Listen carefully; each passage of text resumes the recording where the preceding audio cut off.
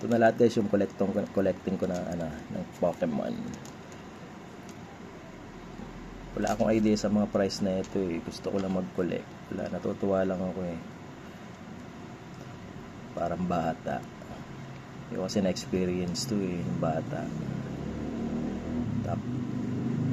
Tapo Koko. Bali, bibilang ko siya ng mga sleeve case. Marami-rami na rin siya. Naka 2,000 na rin ako rito eh. Wailord, Ribambi, Kilowattrel,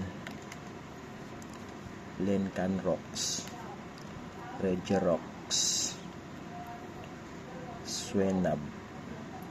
Ito illustration rare to eh. Illustrated. Tama ba? Sabi nila. Gold Star.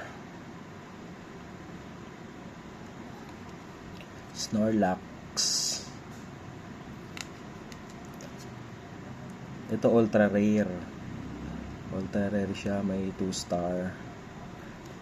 Ganda ng pagkaano niya oh.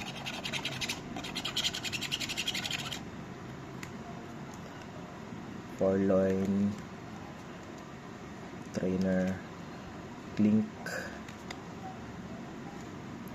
Pelipper, Oricorio, marami-rami na rin. Voltorb, ayan, Remoraid, Larvitar, Nimble,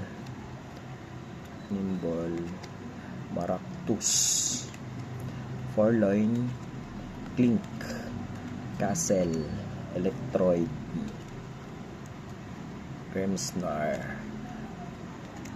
Black Belt Training Card, Basic Energy, Half Choice Band, Pipap, Energy, Farret, Drodigon, Verizon, nama ba? Bannet,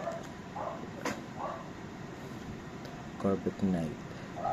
May mga card ako na 2016 tsaka 2014 nabili sa akin eh. Ewan ko kung totoo yun. Nung araw pa yun eh. Naalungkat ko lang sa baol. May mga lumang card pa ako dyan eh. Corvette Knight, Larvesta, Torchic, Paras, Petelel, Axelgor, Coperaha, Forloin, Half Choice Band, Cutefly, Clang, Drodigon, Professor Research,